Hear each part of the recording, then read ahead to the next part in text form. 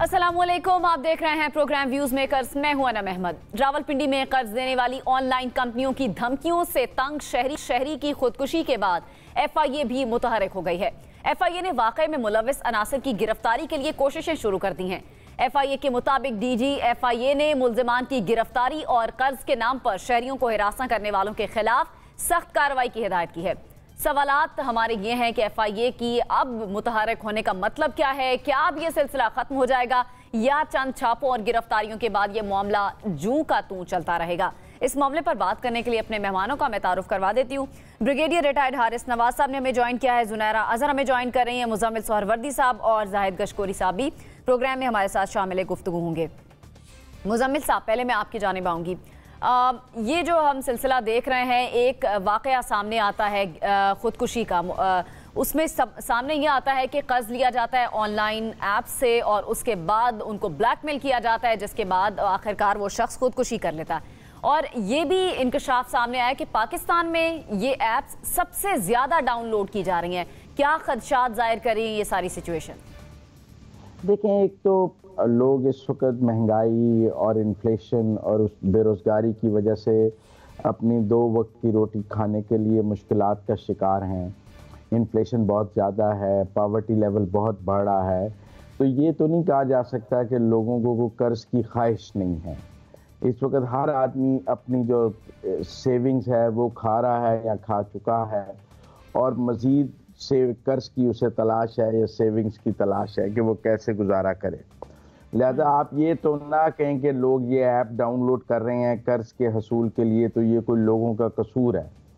पाकिस्तान के अमूमी माशी हालात ऐसे हैं कि मैं समझता हूँ 90% लोगों को कर्ज की ज़रूरत है और वो अब इस तलाश में हैं कि किस तरह उन्हें कर्ज मिल सके। लेकिन मैं एक और तरफ आपकी तवज्जो दिलाना चाहता हूँ। आप इस ऐप की बात कर रही हैं, पाकिस्तान के जो रेगुलेटर बैंक्स हैं, जो स्टेट बैंक के साथ रजिस्टर्ड लाइसेंस्ड बैंक्स हैं, वो भी अपने छोटे कर्जदारों के साथ यही सलूक करते हैं। क्रेडिट कार्ड का अगर कोई डिफ़ॉल्टर हो, उसको इसी तरह थ्रेट किया जाता है, उसको फ़ोनों पे गालियां निकाली जाती हैं, उसके घरों के चक्कर इसी तरह लगा के उसे ह्यूमिलेट किया जाता है। वो जहाँ नौकरी करता है वहाँ पहुँच जाते हैं बैंक वाले, उसने जहाँ नौकरी करता है उसके एम्प्लॉयर को जाके कहते हैं इसकी सैलरी हमें दे दें, आप इसको ना दें। और जिसने बड़े कर्जे लिए हों करोड़ों अरबों रुपए के, उसके तो ये दफ्तर में भी नहीं घुस सकते हैं।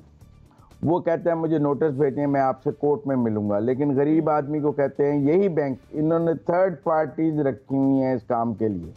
जो गाड़ी लीज करा लेता है, उसकी 2 किस्तें शॉर्ट हो जाएं, सड़क पर अपनी बेगम और बच्चों के साथ जा रहा हो तो ये उसे गाड़ी से उतार के उससे गाड़ी छीन लेते हैं, कब्जे में ले लेते हैं गाड़ी।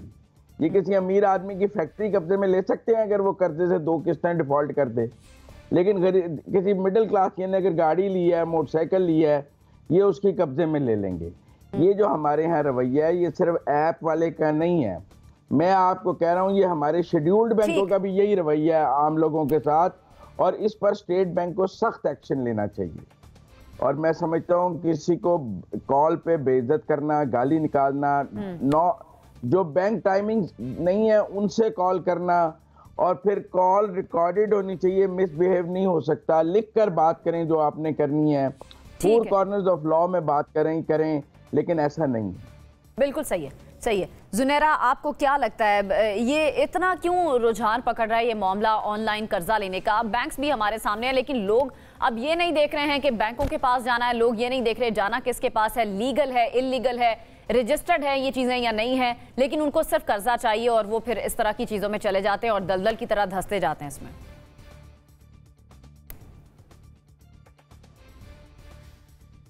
Well, thank you first of all.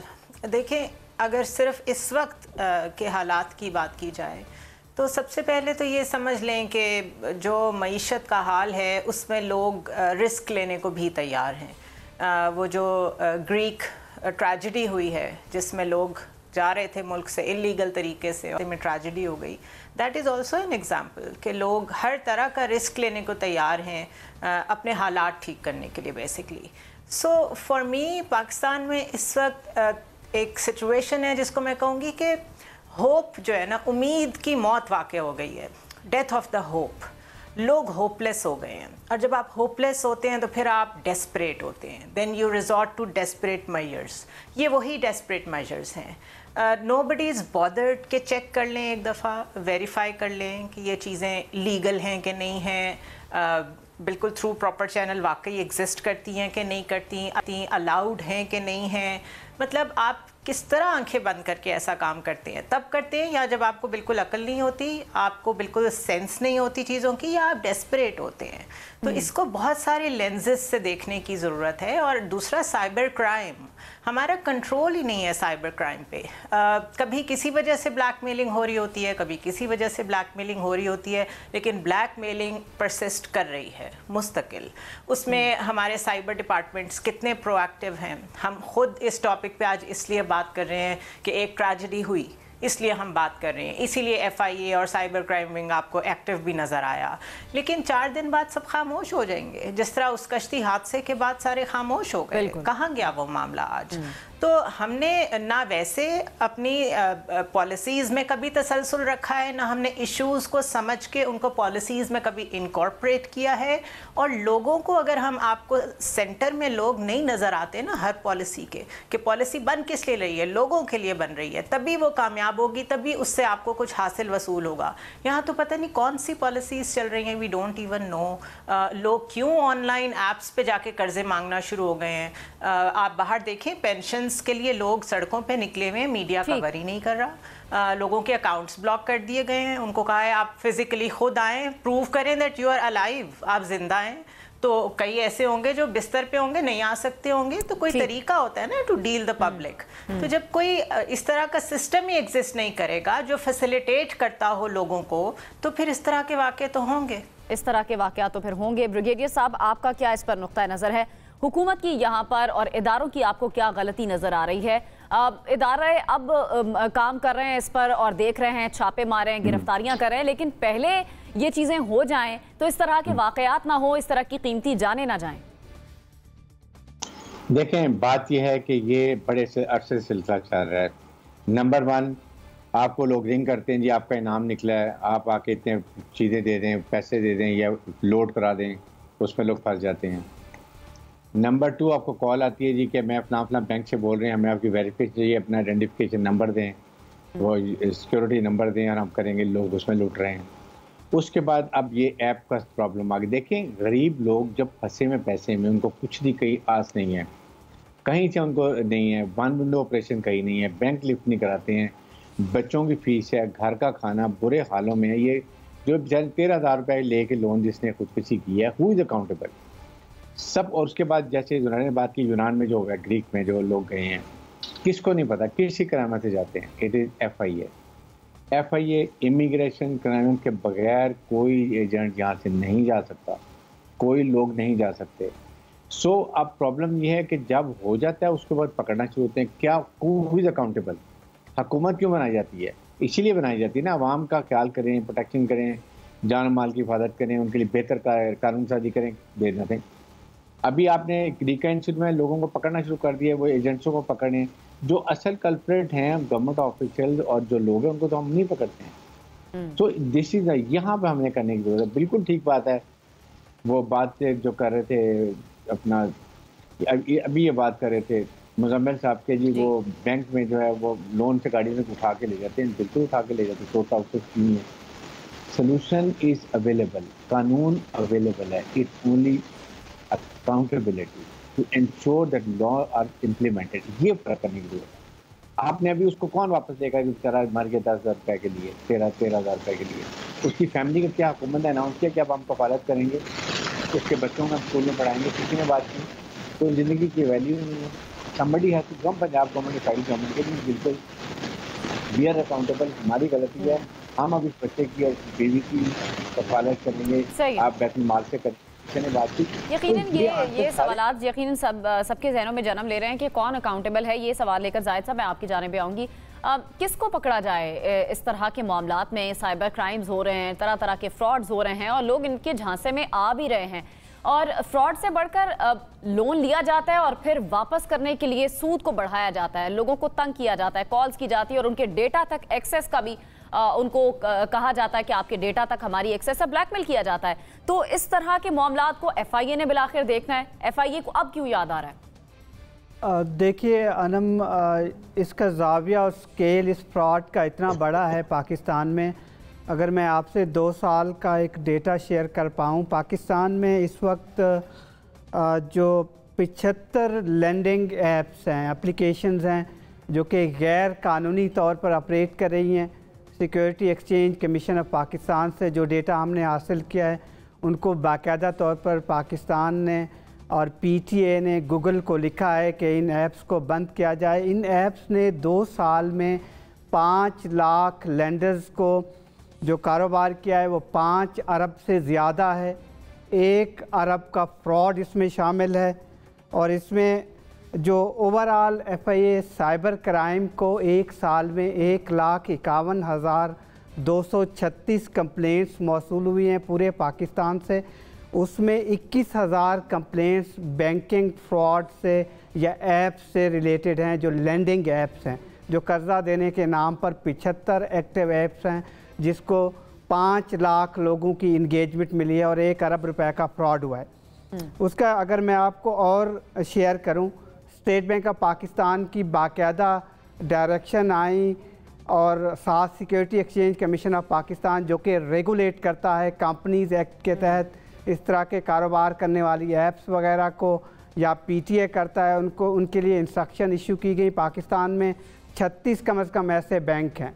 और जब आप बैंक फ्रॉड की या जो सूरत हाल कल या परसों पैदा हुई है जिस आदमी ने ख़ुदकुशी की है, उसमें मैं आपको बताऊं कि 2023 के पहले 4 दिन जो कि 1 जनवरी से लेकर 4 जनवरी तक पाकिस्तान के जो डिफरेंट कस्टमर थे मुख्तलिफ बैंक्स के, 11 अरब रुपए का बैंकिंग फ्रॉड हुआ है लोगों के साथ, जिसमें पाकिस्तान के 4 मेंबर पार्लियामेंट भी शामिल हैं, उनके साथ ये फ्रॉड हुआ है। और स्टेट बैंक ऑफ पाकिस्तान ने प्रेशर में आते हुए बैंकिंग सारे बैंक के जो प्राइवेट बैंक्स हैं उनको इंस्ट्रक्शन इशू किए हैं कि आप इन अपने कस्टमर्स को पैसे वापस करें और अपने निज़ाम को बेहतर करें, क्योंकि ये सारा जो साइबर क्राइम हम डिस्कस कर रहे हैं, अगर आप पाकिस्तान इसकी एक्सेप्शन नहीं है। मैं आपको डेटा सारा FIA की सूरत हाल बताता हूँ कि कितनी गिरफ्तारियाँ हुई हैं या केसेस की क्या सूरत हाल है, या FIA की कैपेसिटी कितनी है साइबर क्राइम की। इंडिया में भी पिछले महीने 15 लैंडिंग ऐप्स जो कर्जा देने वाली ऐप्स हैं, एक मुल्क है उसका नाम मैं अभी नहीं लेना चाहता, आप लोग सर्च कर सकते हैं, वो ऐप्स इंडिया में ऑपरेट कर रही थी। 300 करोड़ रुपए इंडियन रुपीज़ का फ्रॉड हुआ है। तो ये ग्लोबली एक ट्रेंड है पाकिस्तान में, इसलिए लोग ज़्यादा विक्टिम बन रहे हैं। ये ज़्यादातर छोटी ऐप्स हैं जो 15,000 50,000 वगैरह के नाम पर कर्जे देती हैं और फिर लोगों को ब्लैकमेल करती हैं। ज़्यादातर रूरल एरियाज़ में ये ज़्यादा इस्तेमाल हो रहा है।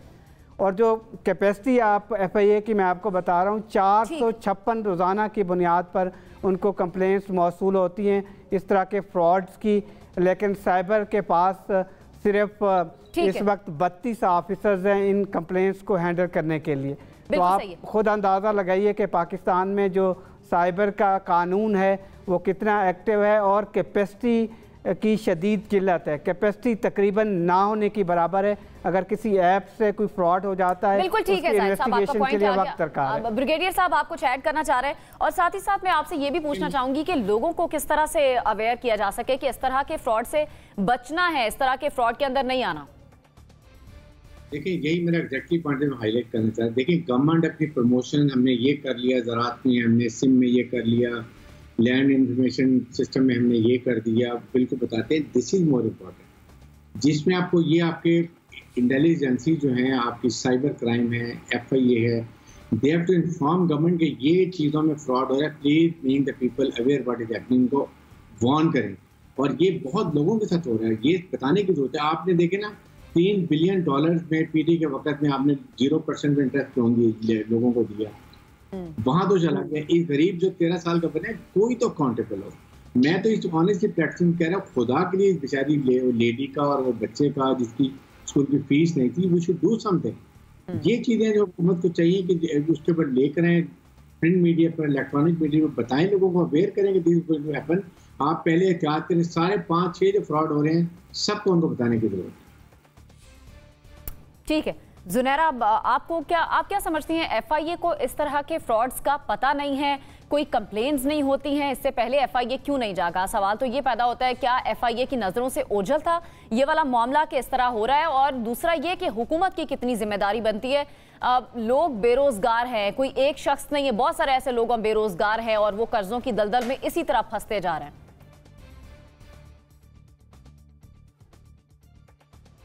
देखिए, सवाल तो सबसे पहला सवाल जहन में ये आता है कि अगर 12-13 हज़ार कर्ज लेने पे लोग आ गए हैं तो इसका मतलब क्या है? इसका मतलब है कि लोग बहुत बुरे हाल में हैं। मतलब 10,000 भी अगर किसी एक आम डेली वेजर की आप तनख्वाह आजकल देख लें तो 10,000 में क्या आता है? राशन भी पूरा नहीं आता, और फिर एक से ज़ायद घर के अफराद और दीगर ज़रूरियात, बिजली, पानी, गैस बिल्स तो आते ही आते हैं। तो पहला क्वेश्चन तो हमें हुकूमत से पूछना चाहिए कि आपने लोगों को यहाँ तक पहुँचा दिया है, आपके पास दूसरा कोई अल्टरनेटिव प्लान है कि नहीं है? नंबर 2, आप फॉरन इस तरीके के प्रोग्राम्स जो किसी हद तक regardless of who started it, कौन सी पार्टी ने स्टार्ट किया, कौन से लीडर ने इनॉग्रेट किया, किसने तख्ती लगाई, आई एम नॉट बॉदर्ड, लेकिन अगर किसी भी किस्म के किसी स्कीम से लोगों को फ़ायदे हो रहे हैं उनको चलने दें। नंबर 3, आपकी प्रायोरिटी क्या है? हमें somebody has to answer us as well। हम पढ़े लिखे हो के अगर ये बात डिस्कस कर रहे हैं, मुझे नहीं पता इस वक्त हमारी हुकूमत की प्रायोरिटी क्या है। एंड नंबर 4, पूरी दुनिया में ये फ्रॉड्स होते हैं, ये क्रेडिट कार्ड्स के फ्रॉड्स, बैंकिंग फ्रॉड्स, ये पूरी दुनिया में होते हैं। पाकिस्तान में अब इसलिए हाईलाइट हो रहे हैं कि हालात भी बुरे हो गए हैं और इसकी अवेयरनेस भी नहीं है। तो क्या वो जो पेड कंटेंट आता है जिसमें आप अपनी बड़ी बड़ी अचीवमेंट्स बताते हैं, उसमें आप अवेयरनेस कैंपेन नहीं चला सकते? उसमें कितने पैसे लगते हैं या उसमें कितनी समझ की ज़रूरत है? ये कोई आइंस्टाइन या रॉकेट साइंस नहीं है। सो हर लेवल पे, इम्प्लीमेंटेशन के लेवल पे, पॉलिसी एग्जिस्ट करने के लेवल पे, एफआईए का क्या रोल है, आपको हर चीज़ का कोई ना कोई एक्ट बना हुआ मिलेगा, कोई लॉ बना हुआ मिलेगा, इनैक्टमेंट नहीं मिलेगी। तो इसलिए फोकस का फुकदान है, लोगों की तरफ तवज्जो नहीं है, और this is very alarming. Population देखें कहाँ पहुँच गई है आपकी, मीन्स कम होते जा रहे हैं, लोग जाएंगे क्राइम्स की तरफ भी जाएंगे, इजी मनी की तरफ भी जाएंगे। So somebody has to address this issue. आप लोग जो बड़े बड़े बगैर सूद के कर्जे एक दूसरे को, इंडस्ट्रियलिस्ट को देते हैं, वो माफ़ भी कर देते हैं, तो कुछ इस तबके का भी सोच लें। बिल्कुल सही है। मुजम्मिल साहब, आपकी नज़र में क्या ये इस तरह की जो एप्लीकेशंस हैं उनको चलने दिया जाना चाहिए या बंद कर देना चाहिए, और कोई चेक एंड बैलेंस होना चाहिए और चंद ही ऐप्स हों जो चेक एंड बैलेंस के प्रोसेस से गुजर कर आएँ और उनको चलने दिया जाना चाहिए? जहाँ तक मेरी समझ है, पाकिस्तान के कानून के मुताबिक प्राइवेट लेंडिंग की कोई इजाज़त नहीं है, वो भी इंटरेस्ट बेस। बिल्कुल। देखें, सिर्फ शेड्यूल्ड बैंक्स जो हैं वो लेंडिंग कर सकते हैं। ये जो साहूकारी है कि लोग एक दूसरे को सूद पर कर्जा देते हैं, ये जुर्म है। मतलब मैं कल को कोई मुझसे आके कर्जा ले और मैं उसको सूद पर दूं और कहूँ मैं बैंक रेट चार्ज करने लग जाऊं, तो ये कानून जुर्म है। आप प्राइवेट बैंकिंग खुद नहीं कर सकते। तो मैं ये समझता हूँ कि ये बात एफआईए से ज़्यादा पीटीए का मामला है, जो वेबसाइट्स और ऐसी ऐप्स ब्लॉक करने का इख्तियार रखता है। एफआईए तो नहीं इख्तियार रखता कि वो कोई वेबसाइट या कोई ऐप ब्लॉक कर दे, पाकिस्तान में उसको चलने से रोक दे। बुनियादी बात है कि हमारे यहाँ जो ऐप्स और वेबसाइट्स को ब्लॉक करने का इख्तियार है वो पीटीए के पास है। अगर ये साइट्स बनती हैं और पैसे देती हैं तो पीटीए इनको ब्लॉक क्यों नहीं करता कि ये पाकिस्तान में नहीं चल सकती? और देखें ना, मैं अभी चाइना गया हूँ, ना वहाँ ट्विटर चलता है, ना फेसबुक चलता है, ना जीमेल चलता है, ना गूगल चलता है, ना वहाँ पे कोई और ऐप चलती है। उन्होंने अपना एक सिस्टम बनाया हुआ है ना, वो नहीं चलने देते ये वेस्टर्न ऐप्स जिनको हम कहते हैं कि हमारी आज़ादी इज़हार का मामला है, ये इनको बंद किया जाएगा तो गला घुट जाएगा। मुझे तो यहाँ पर हम मुजम्मिल साहब कलामी की माजरत, जो यहाँ पर चाइना की भी ऐप्स चल रही हैं, जैसे टिकटॉक ऐप है, वो वहाँ पर एक एजुकेशनल वर्जन है जो चाइना में चलता है, यहाँ पर लोग किसी और मकासद के लिए इस्तेमाल करें इस्तेमाल कर रहे हैं। तो मैं ये समझता हूँ कि सबसे पहला सवाल तो पीटीए से किया जाना चाहिए कि आप वैसे तो देखें जी, बड़ी बंद कर लेते हैं वेबसाइट्स और बड़ा कुछ ब्लॉक करते हैं पाकिस्तान में हमारे देखने के लिए, लेकिन ये जो प्राइवेट लैंडिंग साइट्स और ऐप्स हैं इनको बर वक्त बंद क्यों नहीं किया जाता? इन्हें पाकिस्तान में खुला कारोबार करने देने की कैसे इजाज़त है। फिर जहाँ तक बात हुई कि फ्रॉड की टेंडेंसी की, लोगों की ज़रूरत की, अब आप देखें सिर्फ गरीब लोगों के साथ तो फ्रॉड नहीं हो रहा, ये जो रियल स्टेट का फ्रॉड है, लाखों लोग हैं इस वक्त जिन्होंने प्लॉटों के पैसे दिए हुए हैं और उन्हें प्लॉट नहीं मिल रहे हैं। प्राइवेट डेवलपर पैसे लेके भाग गया है, वो तो कोई गरीब लोग नहीं है, उन्होंने तो लाखों रुपए दिए हुए हैं। फिर इस मुल्क में 90 की दिहाई में कोऑपरेटिव का फ्रॉड हुआ, उसके बाद वो भी ये सूद की तरह का एक प्राइवेट लैंडिंग कंपनी थी जिन्होंने कोऑपरेटिव बैंक्स बनाए और फ्रॉड किया। तो ये फ्रॉड की जो टेंडेंसी है, इसका मैं मानता हूँ माशी हालात अच्छे नहीं है, लोग बहुत मुश्किल में हैं, लेकिन ये जो फ्रॉड की टेंडेंसी है ये खुशहाल ममालिक में भी उतनी है जितनी जो है गरीब ममालिक में है। सवाल कानून और कानून की अमलदारी का है और सही राइट जगह पे पिन पॉइंट करने का है। अगर FIA को 5 लाख दरखास्तें आई हैं तो मैं PTA की नाअहली समझता हूँ कि अगर वो 6 महीने, साल, 2 साल से ये ऐप्स काम कर रही थी तो PTA सोया हुआ था।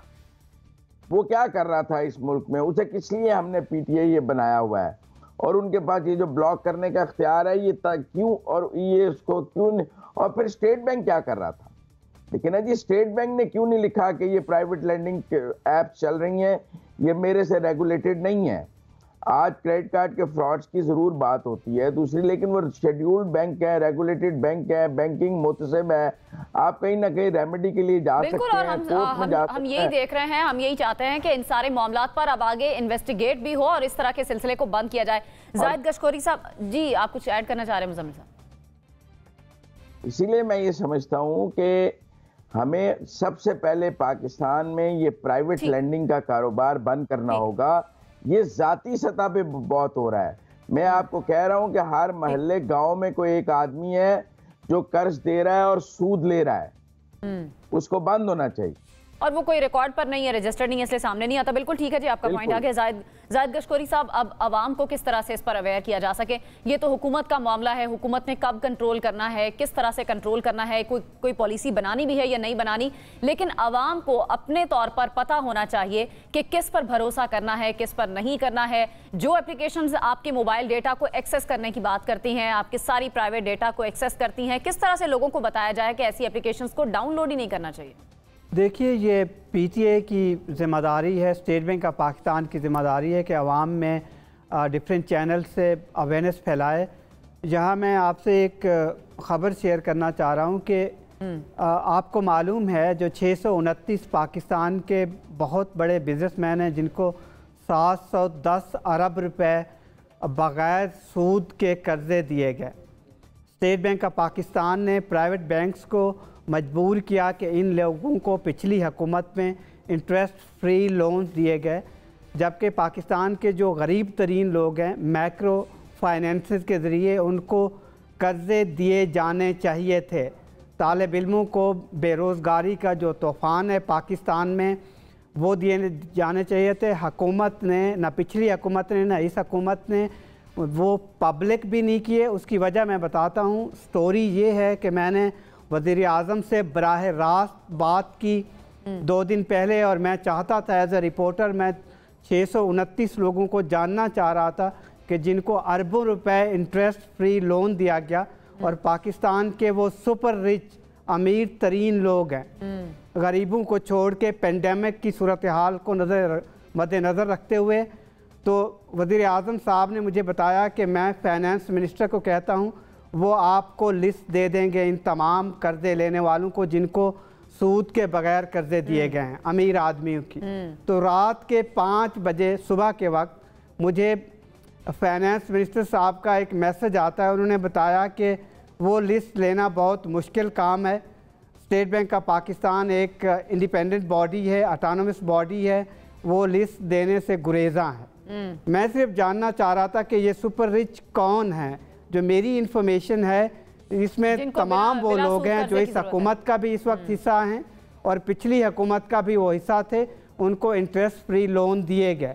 तो अब हुकूमत का ये हुकूमत की जिम्मेदारी है कि माइक्रो फाइनेंसिंग बैंक के ज़रिए गरीब तरीन जो लोग हैं, जो जुनैरा कह रही थी, मुज़म्मिल साहब कह रहे हैं कि 10,000 से 15,000 का कर्ज लेते हैं, नौबत यहाँ तक पहुँच चुकी है, तो हुकूमत को इंट्रोड्यूस करवाना चाहिए और बैंकिंग स्टेट बैंक को रेगुलेट करना चाहिए कि जो बैंक 29%, 31% और लोगों को इतने हाई लेवल पे सूद के अंदर रखा हुआ है इन्होंने, तो ये डाउन हो सकता है। इंटरनेशनली अगर आप देखें फ्रेंडली बैंक फाइनेंसिंग होती है, ठीक है जी, हुकूमत को कोई मैकेनिज्म बनाने की जरूरत है और लोगों में अवेयरनेस की भी जरूरत है कि इस तरह की एप्लीकेशंस को डाउनलोड ना करें और इनके झांसे में ना फंसें। बिल्कुल सही है जी, आपका पॉइंट आ गया। मुझे ब्रेक की तरफ बढ़ना है और ब्रेक से जब आप वापस आएंगे प्रोग्राम में आगे बढ़ेंगे।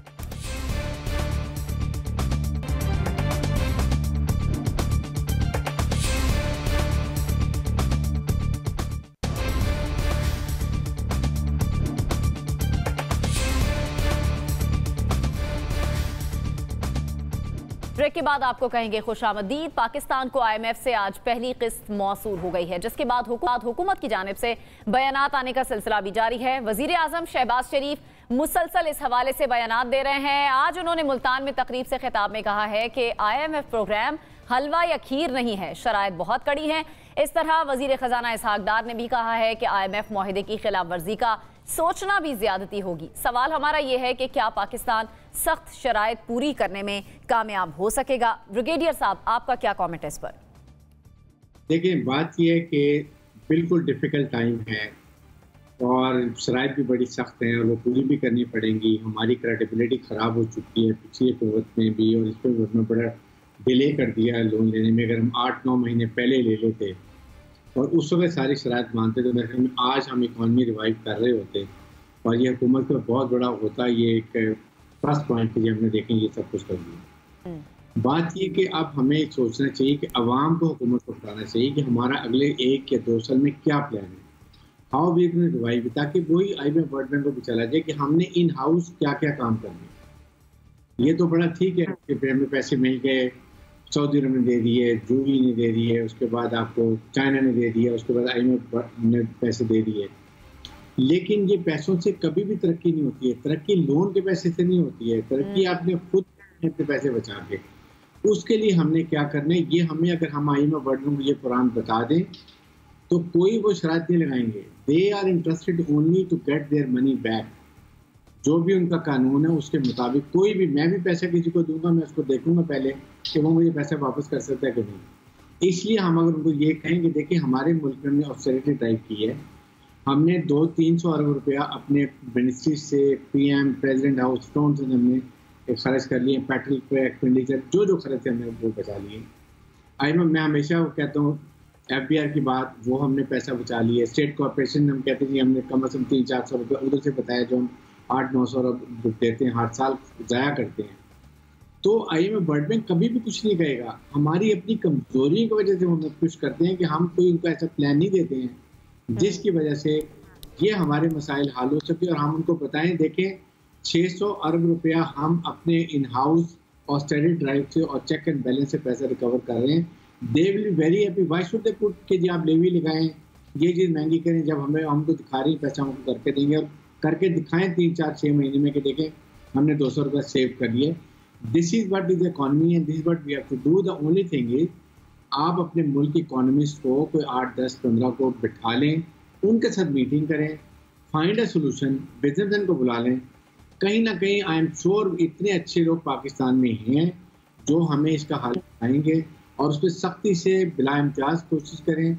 और उसके अंदर ख़ास तौर पे आप एक टीम बना लें डेडिकेटेड, जो रिप्रोचेबल हो, जिनको कोई अप्रोच ना कर सके, ऐसे लोगों को लें। आई कैन अश्योर यू कि Pakistan can get off this quagmire, और हम इंशाल्लाह सियासी इस्तेहकाम के साथ इकनॉमिक डेवलपमेंट कर सकेंगे। बिल्कुल, पाकिस्तान में इंशाल्लाह सियासी इस्तेहकाम भी आएगा। जुनैरा, आप क्या समझती हैं? अब हुकूमत के पास वैसे ही बड़ा कम टाइम रह गया है, 1 महीने का कम से कम टाइम है, 12 अगस्त को हुकूमत ख़त्म हो रही है। इस दौरान हुकूमत क्या इन शराइत पर सख्ती से अमल दरामद करेगी, इनको पूरी करने में कामयाब होगी, या आपको लगता है जाते जाते कुछ खिलाफ वर्जी भी हो सकती है कोई कहीं ना कहीं? खिलाफ वर्जी की गुंजाइश नहीं था। सबसे बड़ी बात तो ये है कि ये जो इनके पास कम टाइम रह गया है, जो आप कह रही हैं, वो इनकी अपनी गलती की वजह से है। ये जो काम पिछले नवंबर में हो जाना चाहिए था, वो उन्होंने ख़ुद इतना लेट किया है, तो फिर असूलन इसको ठीक भी इन्हीं को करना चाहिए। But this is a win win situation for them, because ये कहेंगे ये कि हमने तो एक अनलॉक कर दी थी deal, it was a deal breaker, और उसके 1 महीने बाद हमारी गवर्नमेंट तो चली गई थी, तो आने वाला केयर सेटअप जाने और उसके बाद आने वाली गवर्नमेंट जाने। This is typical of what happened in 2018 as well. जब मिफ्ता इस्माइल ने एक बजट दिया, साथ ही इलेक्शन हुए, और उसके बाद पीटीआई आई, उसने आके खुद कहा हम नहीं जाएंगे आईएमएफ के पास, 6 महीने लगा दिए, फिर आईएमएफ के पास गए। सो हम सारी गवर्नमेंट्स को देखते हैं वो एक ही जैसी हरकतें करते हैं। तो अगर तो यही सिलसिला जारी रहेगा, जो कि आई डोंट सी कि अगर ये एक दफ़ा भी और करेंगे तो उसके बाद आईएमएफ इनसे क्यों इंगेज करेगा। अगर तो यही सिलसिला जारी रहा तो मेरे ख्याल है कि बहुत दूर नहीं है वो टाइम कि हमारे पे फैटफ जैसी चीज़ें दोबारा आना शुरू हो जाएंगी। बिकॉज जो 14% ड्रॉप आया है रेमिटेंसेज में, वो क्यों आया है? लोगों ने फिर हुंडी और हवाला की तरफ जाना शुरू कर दिया है। बिकॉज आपके जो अंदर लोग बैठे हैं, जब वो भी इकोनॉमी में और गवर्नमेंट में ट्रस्ट लूज कर जाते हैं, तो फिर आपका यही हाल होता है जो इस वक्त हो रहा है कि हर कोई बैक चैनल और बैक लॉगिंग और इलीगल चैनल्स को इख्तियार करता है और समझता है उसमें फ़ायदा हो जाएगा, गवर्नमेंट तो हमें कुछ नहीं देगी। आईएमएफ की जो रेसिपी है रिफॉर्मेशन की और रीस्ट्रक्चरिंग की सारी, वो तो बड़ी पुरानी है, वो तो वो कब से कह रहे हैं आपको, लेकिन अभी तक कोई भी वैसा कर नहीं पाया। But the question that nobody is asking is कि आपका जो घर का मसला है, आपको आईएमएफ से बेहतर पता होना चाहिए कि प्रॉब्लम कहाँ है। जो आपका डोमेस्टिक इशू है, आपको उस पर ज़्यादा बैठ के रीथिंकिंग और सबको एक टेबल पे बिठाने की ज़रूरत है। और मेरे ख्याल है this government was in absolutely wonderful condition के सबको एक टेबल पे लेके बैठे हुए थे, कोएलिशन गवर्नमेंट थी, सारे एक दूसरे के साथ कोऑपरेट कर रहे थे, तो फिर मिसाके मईशत क्यों नहीं हो सका? That's a bigger question. और अब जब कोई बात करता है मिसाके जमहूरियत की या मिसाके मईशत की, तो उससे ये पूछना चाहिए कि फिर इस पिछले 14 महीनों में या 12 महीनों में आपने क्यों नहीं किया। तो एक एस्पेक्ट ये भी है कि जो इजिप्ट की इकोनॉमी है, हेवीली डिपेंडेंट ऑन आईएमएफ, वो उसके बावजूद अपनी करेंसी को स्टेबल नहीं कर पा रही, हालांकि सारी बातें आईएमएफ की मान रही है वो। तो there are too many questions to be asked, और उसका जवाब देने वाला कोई नहीं है। हर कोई अपने सर से उतार रहा है। अभी ये 3 स्टेप्स होंगे, ये गवर्नमेंट जाएगी, केयर टेकर सेटअप आएगा, फिर एक नई गवर्नमेंट आएगी। इसमें स्टेबिलिटी कहाँ आएगी इकोनॉमी में, आई डोंट नो। ठीक है, ठीक है। मुजम्मिल साहब, वजीर आजम कह रहे हैं ये प्रोग्राम कोई हलवा या खीर नहीं है। जिस तरह अभी प्रोग्राम में बात हो रही थी कि अगर इस प्रोग्राम में पहले चले जाते, क्योंकि कहा जा रहा है कि हुकूमत की गलती है, पहले प्रोग्राम में चले जाते तो आज ये नौबत नहीं होती, तो शराइत थोड़ी नर्म हो सकती थी अगर इस प्रोग्राम को पहले शुरू कर लिया जाता। ये वही शराइत हैं जिन पर इमरान खान दस्तखत करके गए हुए हैं, कोई नई शराइत तो उसमें है ही नहीं है। ये वही गले का फंदा मायदा है जो इमरान खान ने दस्तखत किया हुआ है, वो वही चल रहा है, जिसको इमरान खान ने खुद 2-3 दफा तोड़ा। पहले हफीज शेख ने लेकिन किया, इमरान खान से आगे भी चलना है, ये नया मुआहिदा है अब जो किया है वो नया नहीं, ये नया, ये वही सेम टर्म्स चल रही हैं, कोई नई बात इसमें नहीं है। वही रिस्ट्रिक्शंस हैं जो उस वक्त तय हुई हैं, वही अब तय हुई हैं। जो आपका सवाल है, आप समझते हैं मौजूदा हुकूमत की कोई गलती नहीं है इन शराइत तक? नहीं, मैं नहीं समझता मौजूदा हुकूमत की कोई गलती है, क्योंकि मैं ये भी नहीं समझता कि नवंबर में ये मुआहिदा क्यों नहीं हुआ और अब क्यों हुआ है। उसकी बड़ी बेसिक वजह है कि नवंबर में पाकिस्तान में बहुत सियासियत में इस्तेहकाम था, एक जमात सड़कों पर मौजूद थी, वो हर रोज हुकूमत गिराने की और गिराने की बात कर रही थी। किसी दिन वो कुछ कहती थी, किसी दिन वो कुछ करती थी, और पाकिस्तान एक टर्मोइल में था। एक टर्मोइल से तो ना सऊदी अरब ने पैसे देने थे, ना यूएई ने पैसे देने थे, ना आईएमएफ ने पैसे देने थे, क्योंकि और वो एक बड़ी जमात थी, इसमें किसी को शक है कि वो बड़ी जमात नहीं थी।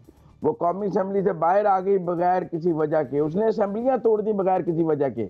एक वजह थी कि पाकिस्तान को सियासियत में इस्तेहकाम रखना है, आईएमएफ नहीं होने देना, फॉरेन फंडिंग नहीं आने देनी, रेमिटेंसेस को रोकना है। बार कन्वेंशन किए जा रहे हैं कि रेमिटेंसेस मत भेजें इस हुकूमत से ये फैसला करने में आईएमएफ के प्रोग्राम में जाने से देर हुई है, पहले चले जाना चाहिए था। मैंने इतनी लंबी गुफ्तगू सुनी है इस हुकूमत के खिलाफ, चार्जशीट 2 फिक्रे आप इस हुकूमत के हक में नहीं सुनना चाहती? जी आप बोलें। मेरा मतलब है, हाँ, मेरा मतलब है कि बाहर ये जो रोज वाशिंगटन और लंदन में कन्वेंशन किए जा रहे हैं पाकिस्तान के खिलाफ एक सियासी जमात की तरफ से, वहाँ क्या कहा जा रहा है? वहाँ यही कहा जा रहा है रेमिटेंसेस हुंडी से भेजें ताकि पाकिस्तान तबाह हो जाए। वहाँ और क्या कहा जा रहा है? वहाँ नवंबर से इस मुल्क में अदम इस्तेहकाम, जो जिस वक्त से हुकूमत गई है उनकी, उन्होंने इस मुल्क को अदम इस्तेहकाम में रखा। ये तो 9 मई के बाद जब कानून हरकत में आया है और वो जो जितने फसादिये थे वो पकड़े गए हैं और एक फसादी जमात को घर तक भेजा गया है, तो इस्तेकाम आ गया है। सऊदी अरब से भी पैसे आ गए हैं, यूएई से भी पैसे आ गए हैं, IMF से भी पैसे आ गए हैं, रिजर्व बढ़ने शुरू हो गए हैं।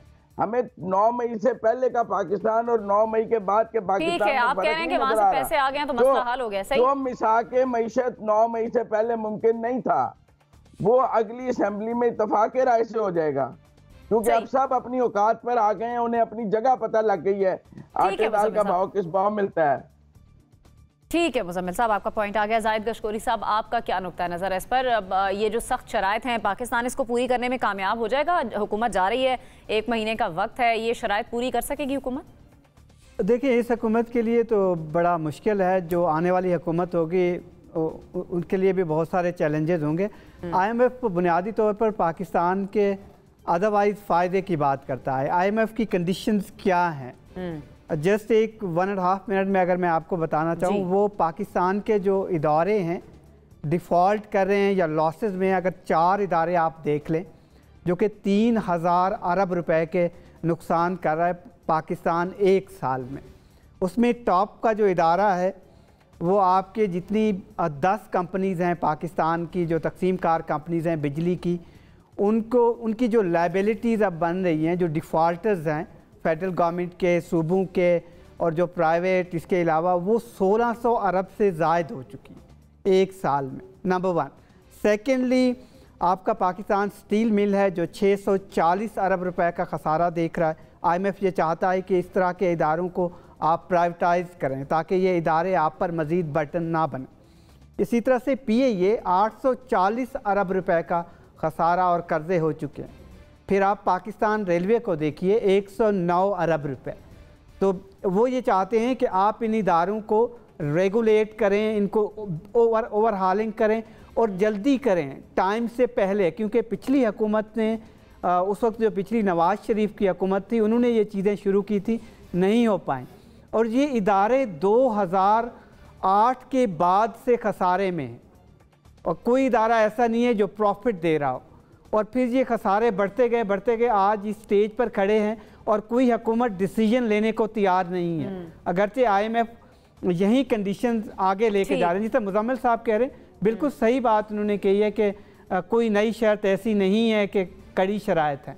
शराइत यही है कि आप गवर्नमेंट को ज़्यादा टैक्सेस लेने पड़ेंगे, बिजली की कीमत बढ़ाई है उन्होंने, मज़ीद बढ़ानी पड़ेगी, और जो तेल पे दोबारा इनको टैक्सेस लगाने हैं जो कि इन्होंने टारगेट पूरे करने हैं। तो आवाम के लिए रिलीफ मुझे बिल्कुल नज़र नहीं आता के लिए आने वाले महीनों में, बिल्कुल नज़र नहीं आ रहा है। बिल्कुल ठीक है, आपका पॉइंट आ गया। मुझे एक ब्रेक की तरफ बढ़ना है। ब्रेक से जब हम वापस आएंगे इस पर मज़ीद बात करेंगे।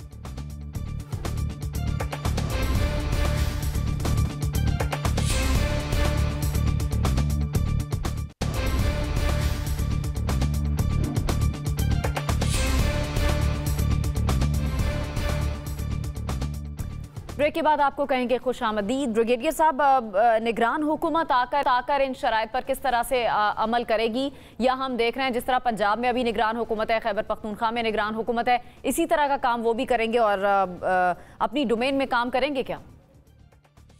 देखिए, एक तो पहली बात है कि let be very clear, we are not talking about government.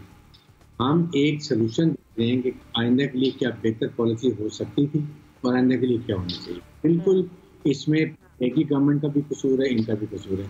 हमने ये देखना है कि अगर 8-9 महीने पहले डॉलर का गैप ना होता और ये सारी चीज़ें अभी शराइत PTI की वक्त में भी हैं वही हम मान जाते, तो आज हम इकॉनमी रिवाइव कर गए तो गवर्नमेंट का बड़ा इलेक्शन में जाने का पॉइंट ऑफ व्यू होता। लेकिन मेरे ख्याल में केयर गवर्नमेंट कुछ भी नहीं करेगी। Care government will run the government in the best possible way, जिसमें जो पुरानी कमिटमेंट सारी पूरी करेंगे। कभी नहीं हो सकता कि वो उसको चेंज करें, और उसके बाद नई हुकूमत आती है, मेरे ख्याल में वो भी हम इसको फॉलो करेगी। इसलिए कि आपने 2 इनिशिएटिव देखे हैं। एक आपने देखा स्पेशल इन्वेस्टमेंट फैसिलिटेशन, आपने काउंसिल बना ली। एक आपने देखा कि आपने लैंड इंफॉर्मेशन सिस्टम जो है मैनेजमेंट, एक वो आ गया। दोनों को आर्मी इसमें इन्वॉल्व इसीलिए हुई और बाद के लोगों ने ये कही कि हम उस वक्त सब कुछ करेंगे जब आर्मी की इन्वॉल्वमेंट होगी और ताकि उनकी क्रेडिबिलिटी ज़्यादा, not I am calling government के ऊपर।